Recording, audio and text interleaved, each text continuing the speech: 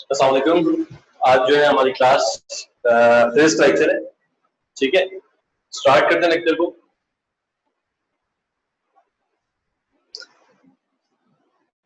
Physics का आज हमारा second lecture I think.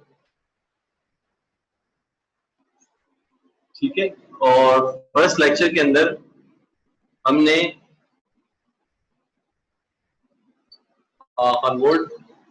First lecture के अंदर हमने डिटेल के अंदर अपना पेयर पैटर्न पढ़ाया था आपको। और सेकंड लेक्चर, अच्छा हाँ, हमने मोशंस की टाइप भी पढ़ी थी। ठीक है, लास्ट क्लास में हमने मोशन की 3 टाइप्स आपको पढ़ाई थी। ये 3 टाइप्स ऑफ मोशन आ रहे थे, जिसमें ट्रांसलेटरी मोशन था, रोटेटरी मोशन था और वाइब्रेटरी मोशन था। ट्रांसलेटरी मोशन की हमारे पास 3 टाइप्स थी जो मैं आपको पढ़ा चुका था, and that are linear motion, random motion and circular motion. ठीक है, अगर आपको लास्ट लेक्चर के हवाले से कंफ्यूजन है तो काइंडली आप हमारे सवाल पूछ लें चैट बॉक्स में। ठीक है, मैं आज आगे बढ़ूंगा। ठीक है, और स्टार्ट करूंगा अपने वाइब्रेटरी मोशन से। लास्ट क्लास में आपको वाइब्रेटरी मोशन पढ़ा रहा था मैं, और उसी से स्टार्ट लेंगे। What do you mean by vibratory motion? ठीक है, चूंकि मुझे आज चैप्टर नंबर 1 हम स्टार्ट कर चुके हैं ऑलरेडी, और चैप्टर नंबर 1 यानी आपके एसएलओस का चैप्टर नंबर 1 और बुक का चैप्टर नंबर 10 होगा। ये हम चैप्टर नंबर 10 पढ़ने जा रहे हैं, जिसका नाम था SHM and waves, simple harmonic motion and waves का टॉपिक है इसके अंदर। ठीक है, डिस्कस करूंगा मैं वाइब्रेटरी मोशन को। What do you mean by vibratory motion? Last class में जल्दी मैंने आपको बताया था, क्लास एंड होने वाली थी, तो आज इसको फिर से रिपीट करते हैं। वाइब्रेटरी मोशन में body is moving to and fro. ठीक, कभी भी बॉडी हमारी टू एंड फ्रो मूव करे या बैक एंड फोर्थ मूव करे तो जो मोशन होता है हमारा वो वाइब्रेटरी मोशन होता है। ठीक है, मैं लिखता हूं पॉइंट्स कुछ। to and fro motion of a body, back and forth motion of a body। ठीक है, दोनों को हम पीरियोडिक वाइब्रेटरी मोशन में कंसीडर करते हैं। दोनों का मतलब सेम है। एग्जांपल अगर मैं आपको दूं तो इसकी एग्जांपल के अंदर हमारे पास सिंपल पेंडुलम है, पेंडुलम हो गया। ठीक है, और इसके अलावा स्प्रिंग हो गया और स्ट्रिंग हो गया। स्ट्रिंग को अगर आप वाइब्रेट करेंगे स्ट्रिंग हो सकता है, फॉर एग्जांपल जैसे कि गिटार, जो आप म्यूजिकल इंस्ट्रूमेंट है गिटार, उसको अगर आप उसकी स्ट्रिंग देखें, उसके स्ट्रिंग को जब हम वो बजाने के लिए गिटार को वाइब्रेट करते हैं, देखिए आप स्ट्रिंग वाइब्रेट होता है, वो टू एंड फ्रो मूव करता है, यानी back and forth, to and fro, up and down move करता है। तो वो भी हमारे पास इसमें आएगा, वाइब्रेटरी मोशन में आएगा। ठीक है, इस तरीके से मैंने आपको वाइब्रेटरी मोशन की कुछ बातें बता दी हैं। ठीक है, और इसी से रिलेटेड हमारा एसएचएम और उस पर चलना है। आज हम मैंने डेफिनेशन को और उसकी कंडीशंस को कवर करते हुए आपको आगे लेके चलूंगा, और फिर हम एसएलओस में भी देखते हुए कि एसएलओस में हम कौन से एसएलओस कवर कर रहे हैं, और आज की क्लास में हम किन किन एसएलओस कवर करेंगे ये भी आपको बताऊंगा। ठीक है, ये बात समझ में आ गई आपको वाइब्रेटरी मोशन की। तो मैं चलता हूं एसएचएम की तरफ, सिंपल हार्मोनिक मोशन। ठीक है, सबसे पहले इसकी डेफिनेशन में बात करेंगे। सिंपल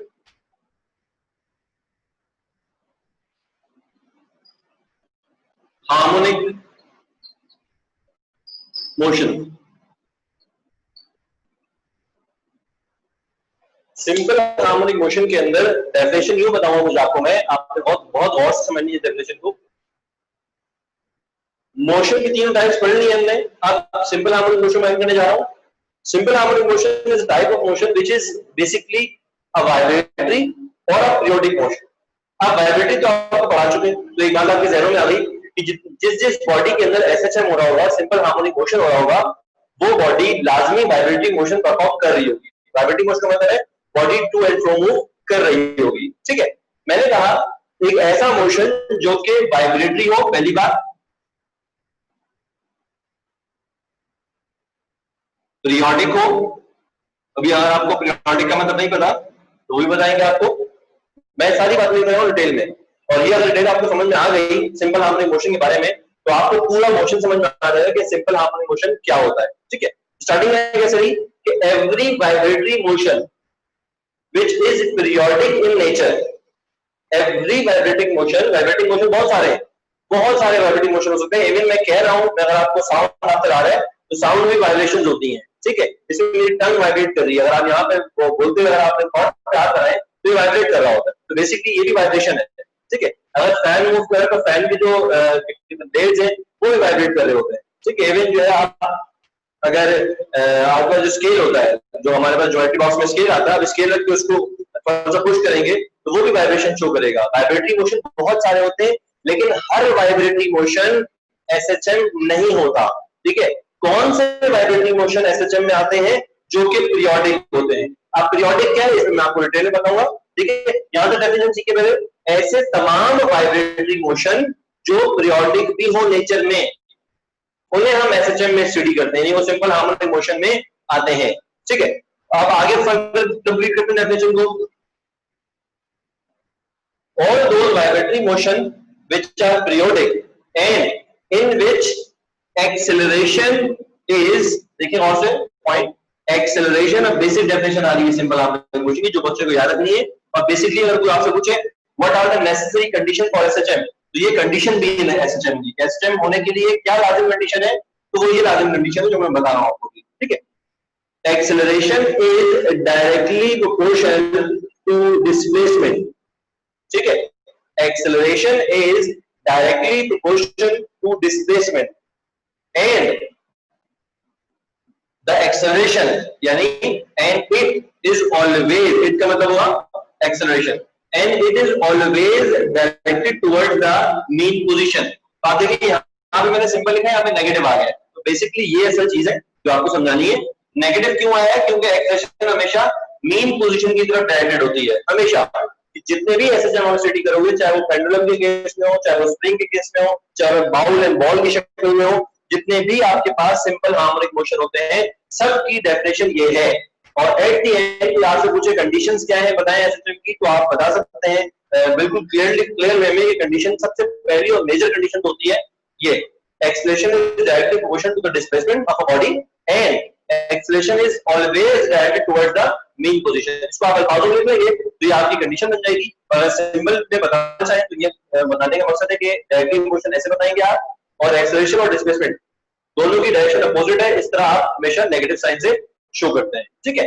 आप अगर पूछना चाहें सर नेगेटिव साइन क्यों लगाया आपने, तो नेगेटिव साइन का नीचे लिख भी लें इसकी एक्सप्लेनेशन कि negative sign is due to the opposite direction of acceleration and displacement, ठीक है। अब मैं चीज आपको करके दिखाऊंगा डायग्राम के थ्रू कि कैसे जो है ये एक्सेलरेशन और डिस्प्लेसमेंट एक दूसरे के अपोजिट है, और कैसे जो है एक्सेलरेशन और डिस्प्लेसमेंट जो है हमारी डायरेक्टली मोशन है, और कैसे ये पीरियोडिक मोशन है, ठीक है। क्योंकि मैंने अभी तक जो समझाया आपको वो सिर्फ मैंने समझाया कि वाइब्रेटरी मोशन किसे कहते हैं, और ये आपको समझ में आ चुकी है कि सर वाइब्रेटरी मोशन कहते हैं तमाम ऐसे मोशन जो टू एंड फ्रो मूव करें, बैक एंड फोर्थ मूव करें, अप एंड डाउन मूव करें, उसे हम वाइब्रेटरी मोशन कहते हैं। जैसे कि एग्जांपल मैंने आपको दी है पेंडुलम, स्प्रिंग और स्ट्रिंग। इसके अलावा एक आशा एग्जांपल है जो कि वाइब्रेटरी मोशन में आ सकती है, लेकिन एसएचएम में आने के लिए उसे ये तमाम चीजें फॉलो करना जरूरी हो जाएगा, ठीक है। तो आइए मैं एग्जांपल लेता हूं पेंडुलम की, और पेंडुलम का जो मोशन होता है वो सिंपल हार्मोनिक मोशन होता है, उसी को मैं स्टडी करूंगा आपके साथ।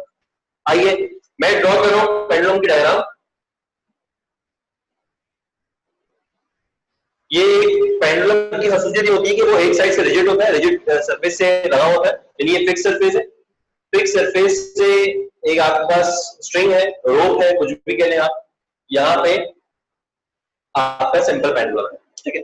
अच्छा, सिंपल पेंडुलम में जो आइडियल सिंपल पेंडुलम होता है उसकी बाकायदा डेफिनेशन होती है, बच्चों को पता होना चाहिए कि सिंपल आइडियल सिंपल पेंडुलम कहते हैं ऐसा पेंडुलम जिसका जो स्ट्रिंग है वो अनस्ट्रेचेबल हो, स्ट्रेच ना होता हो, इसकी फिक्स लेंथ हो, ठीक है, और जो है वो अनस्ट्रेचेबल हो, और उसके साथ जो मास लगा हो पॉइंट मास हो, जैसे मास लगा हो पॉइंट मास, एक अनस्ट्रेचेबल स्ट्रिंग के साथ पॉइंट मास लगा हुआ है, इसे हम कहते हैं सिंपल पेंडुलम, ठीक है। अच्छा, अब सिंपल पेंडुलम की ये जो हमारे पास पोजीशन है इस वक्त, इसे कहते हैं मीन पोजीशन, और मीन पोजीशन को मैंने ओ से शो कर दिया है, ठीक है। इस वक्त हमारा जो पेंडुलम है वो मीन पोजीशन पे खड़ा हुआ है आपके सामने, ठीक है। हमारे पास पहली चीज क्या है, वाइब्रेटरी मोशन होना चाहिए, तो ये आपको सिंपल पेंडुलम में समझ में आ जाएगा कि सर जब आप इसको यूज करेंगे यहाँ पर और छोड़ेंगे तो ये वाइब्रेटरी मोशन दिखाएगा, टू एंड फ्रो ये मूव करेगा, इसका मतलब ये वाइब्रेटरी मोशन तो हो गया, ठीक है। पहला कंडीशन, जो पहली कंडीशन है वो तो फुलफिल हो गई कि ये सिंपल पेंडुलम के अंदर वाइब्रेटरी मोशन तो है क्योंकि वो टू एंड फ्रो मूव कर रहा है, ठीक है। अब मैं आता हूं कि आया पेंडुलम पीरियोडिक मोशन शो कर रहा है या नहीं कर रहा, क्या वो पीरियोडिक नेचर है या नहीं है। तो आइए इस पर डिस्कस करते हैं और आपको यही बताते हैं कि पीरियोडिक कहते किसको है। ठीक है, आइए ये देखें, मैंने इसको डिस्प्लेसमेंट दी, यानी ये हमारे पास डिस्प्लेस होकर कहीं यहां पहुंच गया, ठीक है, समझना इस बात को। पेंडुलम यहां पहुंच गया, ठीक है। अगर आप मुझसे पूछो सर वो कितना डिस्प्लेस हुआ, तो मैं आपसे कहूंगा बेटा ये जो यहां से यहां तक डिस्प्लेस हुआ ये एक्स डिस्प्लेस हुआ है, यहां से यहां तक कितना डिस्प्लेस हुआ, एक्स डिस्प्लेसमेंट है इसकी, एक्स डिस्प्लेस हो गया ये एक्स डिस्टेंस बेसिकली। और अब ये चला गया है किस पर, एक एक्सट्रीम पोजीशन पे। एक्सट्रीम पोजीशन को मैं एक्स से शो कर रहा हूं, ठीक है, ये एक्सट्रीम पोजीशन में चला गया है। अगर मैं इसको पेंडुलम को यहां लेके जाके जब छोड़ूंगा, यानी इसमें से फोर्सेस रिमूव करूंगा, तो ये कहां पे आएगा पेंडुलम वापसी, ठीक है, ये वापस अपनी मीन पोजीशन की तरफ आएगा। क्या ये मीन पोजीशन ओ के पास आकर रुक जाएगा, नहीं ये बिल्कुल नहीं रुकेगा। क्यों नहीं रुकेगा, ड्यू टू इनर्शिया, जो कि आप 9th क्लास में पढ़ के आते हो कि इनर्शिया की वजह से, लॉ ऑफ इनर्शिया जो न्यूटन का फर्स्ट लॉ है उसमें कहता है जो बॉडी मोशन में होती है वो मोशन में रहने की कोशिश करती है, जो बॉडी रेस्ट में होती है वो रेस्ट में रहने की कोशिश करती है, तब तक जब तक उसको कोई एक्सटर्नल या अनबैलेंस फोर्स अप्लाई ना हो जाए। तो अगर मैं इस बॉडी को, पेंडुलम को यानी बॉब को मैं यहाँ पे लेके जा रहा हूँ और यहाँ मैंने फोर्सेस रिमूव कर दी, अब पेंडुलम मीन पोजीशन पे आके रुक नहीं जाएगा, जबकि वो इनर्शिया की वजह से, क्योंकि मोशन में है तो वो मोशन रहने की कोशिश करेगा और वो अपनी दूसरी एक्सट्रीम पोजीशन की तरफ चला जाएगा। यानी अब वो कहां चला जाएगा, वो कहीं यहां पे चला जाएगा। अच्छा, मैंने समझाना है आपको, यहाँ पे कितनी डिस्प्लेसमेंट हुई, एक्स डिस्प्लेसमेंट हुई। मैंने जो चीज समझानी थी आपको वो ये थी कि ये दूसरी एक्सट्रीम पोजीशन है तो इसको x1 कर लो, मर्जी आपकी, इसको x2 कर लो। एक्सट्रीम पोजीशन 1 ये पॉइंट का नाम है एक्सट्रीम पोजीशन, ये इस पॉइंट का नाम है एक्सट्रीम पोजीशन 2, ठीक है, और ये स्मॉल x है, ये कैपिटल x है। एक्सट्रीम 1 एक्सट्रीम 2 ये मीन पोजीशन o से रिप्रेजेंट की मैंने और डिस्प्लेसमेंट x से शो किया। अच्छा, आप कहेंगे सर आप बताने लगे थे हमें कि पीरियोडिक मोशन किसे कहते हैं, वाइब्रेटरी है, हमें समझ में आ गया कि ये वाइब्रेट करता रहेगा, टू एंड फ्रो मूव करता रहेगा, due to inertia it never stop at mean position, it will go towards another extreme position and then it comes towards the mean position. Here still it does not stop, it again go towards the first extreme position और ये process चलता रहेगा जब तक वो बिल्कुल stop ना हो जाए, ठीक है। अच्छा, बात ये थी कि बेटा मोशन इसका वाइब्रेटरी तो है, पीरियोडिक भी है। पीरियोडिक का मतलब होता है कि दो मीन पोजीशन है, सॉरी दो एक्सट्रीम पोजीशन है, एक मीन पोजीशन है। मीन पोजीशन के दोनों तरफ कोई भी बॉडी अगर वाइब्रेटरी मोशन कर रही है, अगर कोई भी body to and fro move कर रही है, टू एंड फ्रो मूवमेंट के दौरान कोई भी बॉडी जब बैक एंड फोर्थ जाए या एक्सट्रीम पोजीशन 1 और एक्सट्रीम पोजीशन 2 पे जाए, तो वो दोनों तरफ सेम डिस्टेंस कवर करे और सेम टाइम के अंदर वो ये कवर करके वापस आ जाए। इसका ये मतलब हुआ कि अगर एक बॉडी यहां से यहां तक आने में 2 सेकंड ले रही है, तो यहां से जब यूं करके वापस आएगी इसमें भी 2 सेकंड ले, तो वो क्या कहलाएगा मोशन, वो वाइब्रेटरी के साथ साथ पीरियोडिक भी कहलाएगा।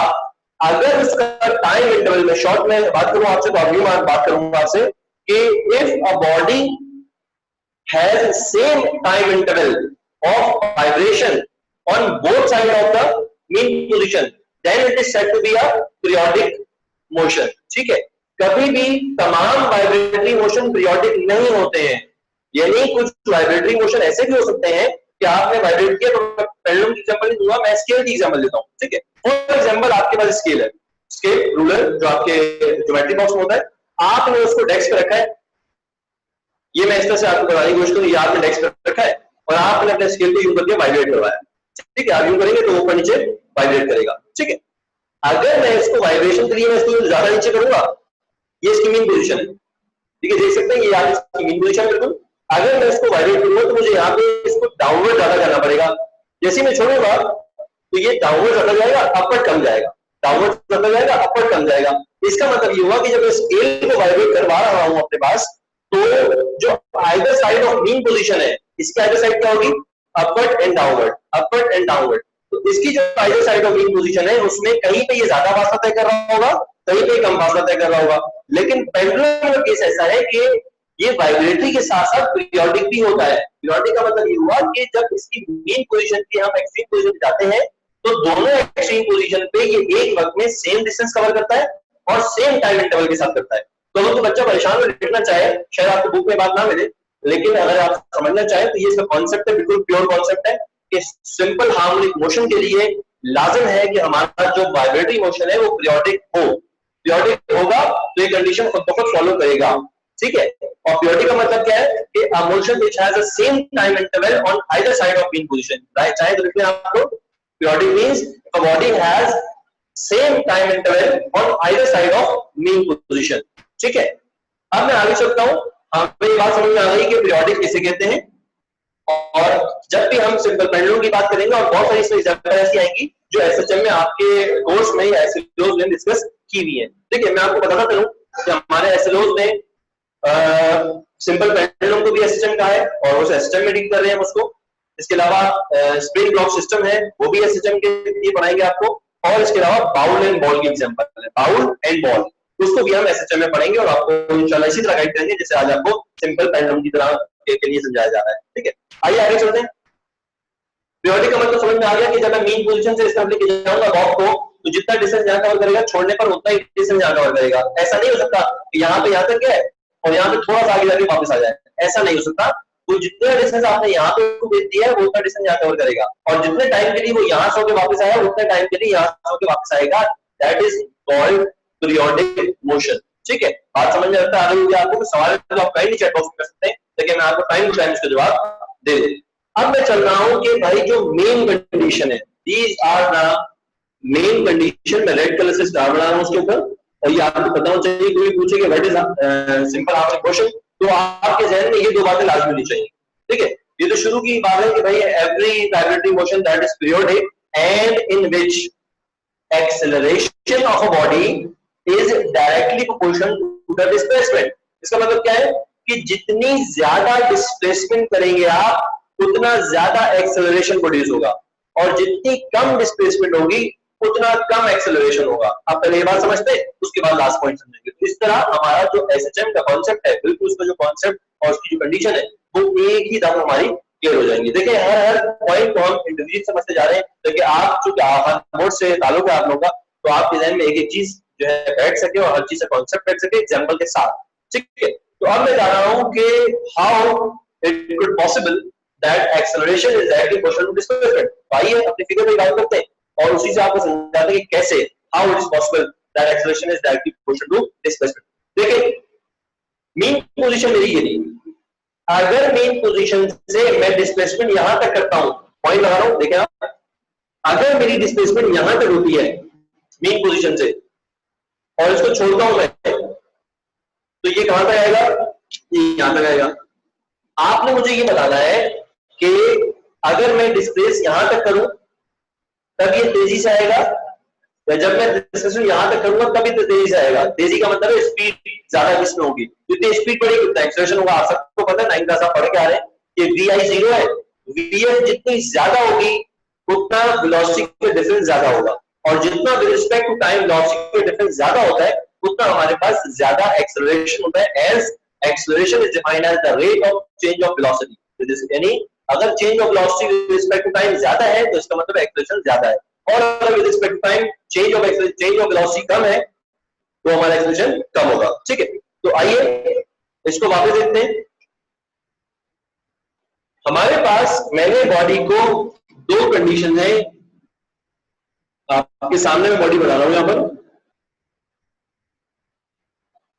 रेड कलर से 2 लाइन नजर आ रही होंगी आपको, ब्लैक कलर से 2 लाइन नजर आ रही होंगी, ठीक है। अगर मैं कहता हूं कि मैं बॉडी को रेड पॉइंट तक लेके जाके छोड़ दूंगा, उस वक्त मैंने डिस्प्लेसमेंट इतना सा दिया है, ये मेरा डिस्प्लेसमेंट है और ये मेरा डिस्प्लेसमेंट है। अगर मैं बॉडी को यहीं तक डिस्प्लेस कर रहा हूं तो एक्सेलरेशन बहुत कम होगी, लेकिन अगर बॉडी को मैं ज्यादा डिस्प्लेस कर रहा हूँ x1 तक डिस्प्लेस कर रहा हूँ एक्सट्रीम 1 तक, तो एक्सेलरेशन बहुत ज्यादा होगी। अच्छा, आप कहेंगे सर हम कैसे मान लेंगे कि ज्यादा होगी? आपने तो फिगर बना दी और फिगर के जरिए बता रहे, प्रैक्टिकल कोई एग्जांपल दे कि हम प्रैक्टिकली समझ सकें कि सर हाँ वाकई ज्यादा हो रही है। तो उसके लिए मैं एग्जांपल लेके आ रहा हूँ आपके लिए। आपने अक्सर जो है अम्यूजमेंट पार्क्स में जो है पायरेट शिप का जो एक पायरेट शिप होती है वो आपने लाजमी ली होगी, ठीक है।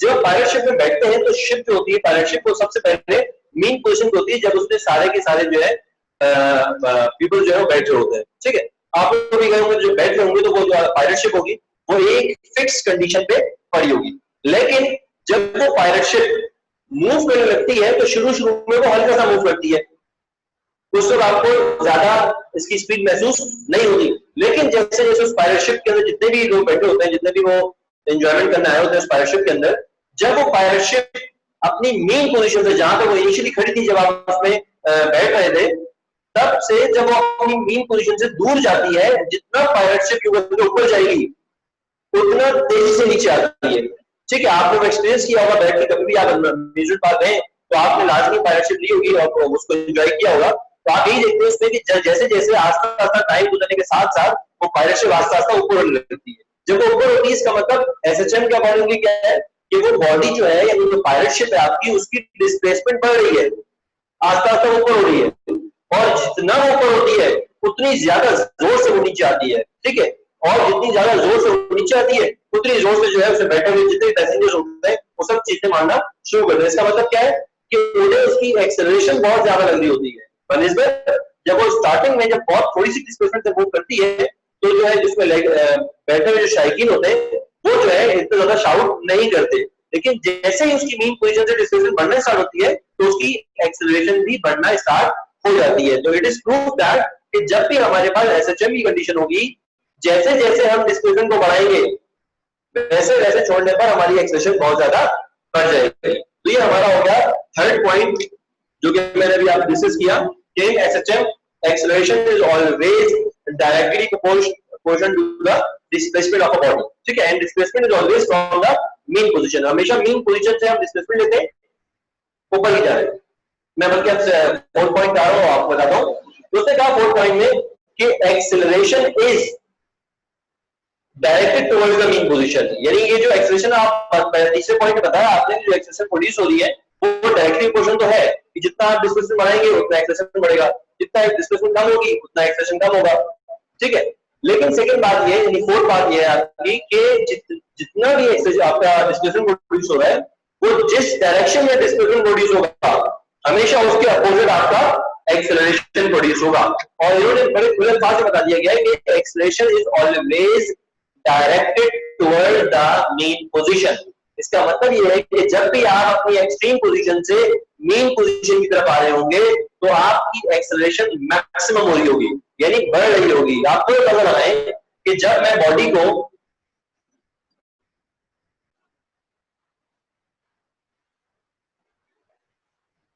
हम बॉडी को जो मिटा रहा हूं स्पेशल वाला, ठीक है। अब हमारे पास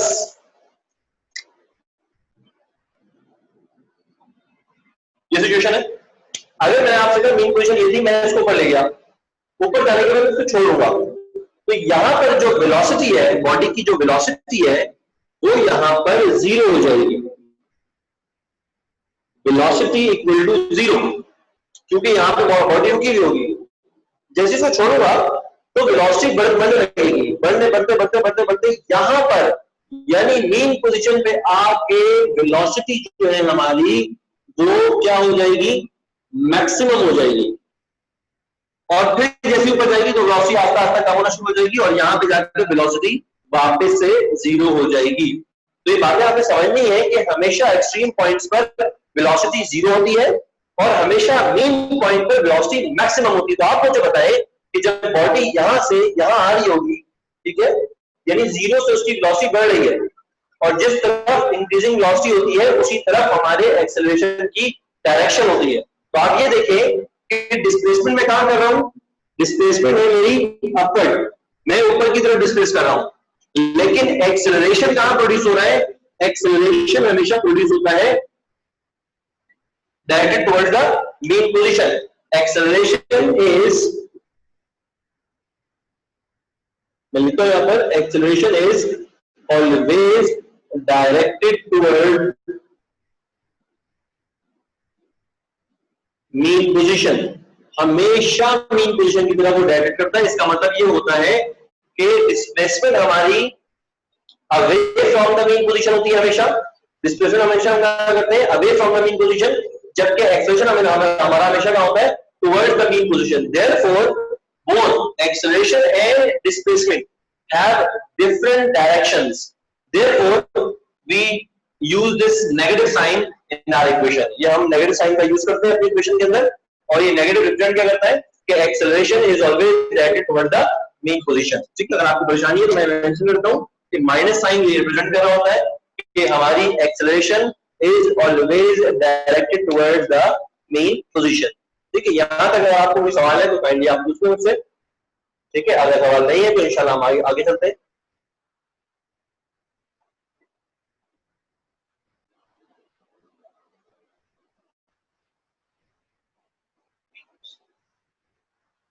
ठीक है, मैं आप लोग 1 मिनट का टाइम दे रहा हूँ. आप इसको समझ लें, उतार लें, कॉपी कर लें या स्क्रीनशॉट ले लें और फिर आपसे क्वेश्चन का सेशन करेंगे और अपने लेक्चर को आगे बढ़ाएंगे.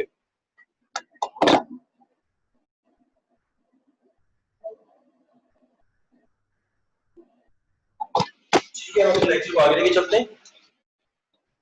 और ये करने के बाद अब एक नजर हम एसएलओस को भी डाल देते हैं कि एसएलओस हमें क्या बता रहे हैं. तो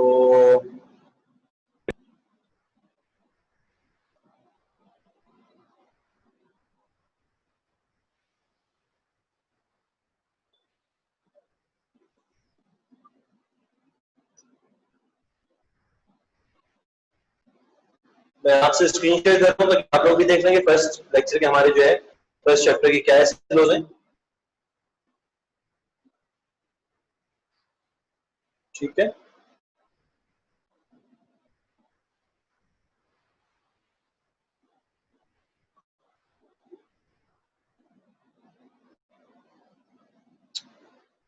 तो मैं स्क्रीन शेयर कर रहा हूँ, काइंडली आप देख लें इसको.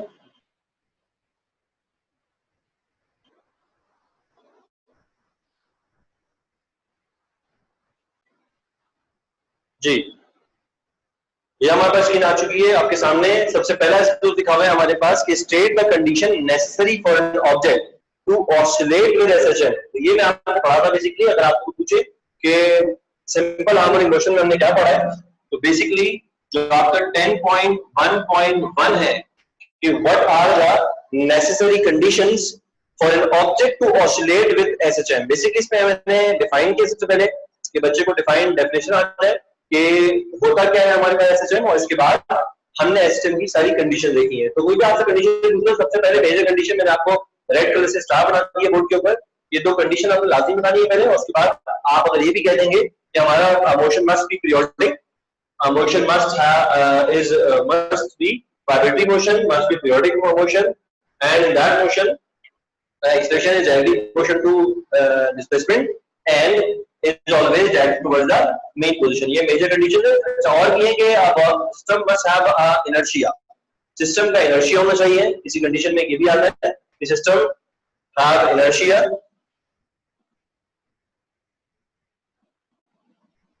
inertia mean अभी आपको थोड़ी देर पहले बताया था हमने कि inertia का मतलब होता है property of a body due to which it resists its state, either it is motion or of rest. ठीक है, यानी अभी वही बात कि अगर हमने पेंडुलम को यहाँ से मीन पोजीशन से हमने एक्सल तक लेके गए हैं और एक्सल पे हमने उसको ड्रॉप कर दिया है या छोड़ दिया है, उसको फोर्सेस रिमूव कर दिए हैं.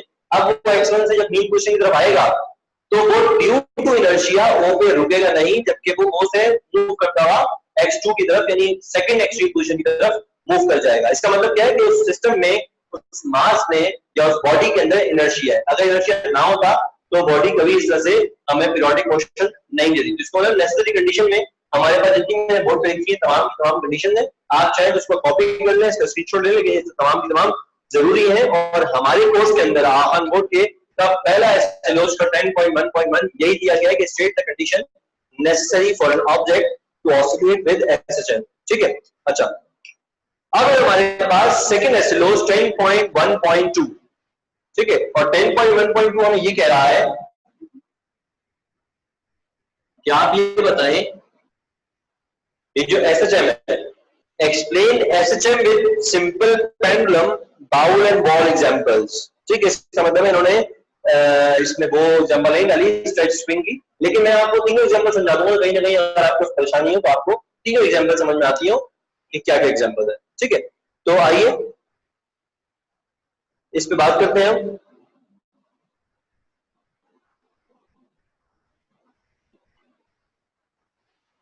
यस, तो आज आपको दोनों चीजें सिखाया तो मैं, bowl and ball and simple pendulum. Simple pendulum already I have discussed, ठीक है, ये था हमारे पास सिंपल पेंडुलम।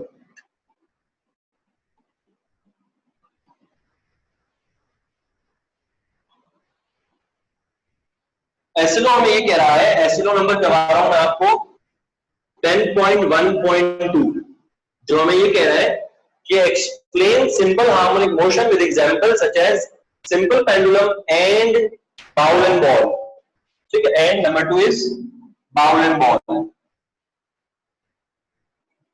अच्छा, एसिलो तो दो एग्जांपल हैं हमारे पास, लेकिन मैं आपको इंशाल्लाह नेक्स्ट क्लास में थर्ड एग्जांपल जो है हमारी स्प्रिंग लॉस सिस्टम की है, मैं आपको दो एग्जांपल भी करवाऊंगा इंशाल्लाह, ठीक है। अभी हमने दो समझ लिए, और दोनों के अंदर वही चीजें जो मैं आपको ऑलरेडी बता चुका हूं कि किसी भी सिंपल हार्मोनिक मोशन के अंदर हमारी बॉडी वाइब्रेटिंग मोशन अटेंड कर रही होनी चाहिए, पीरियोडिक होना चाहिए, it means time interval on both side of the main position same होना चाहिए, उसकी एक्सेलरेशन डायरेक्टली प्रोपोर्शनल होनी चाहिए डिस्प्लेसमेंट के, और वो acceleration direct towards the main position होनी चाहिए। तो आइए, क्या ये चीजें इसमें अप्लाई हो रही है?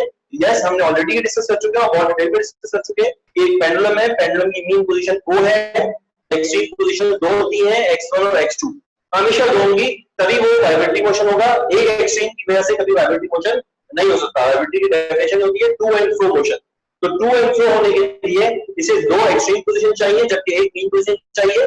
हमेशा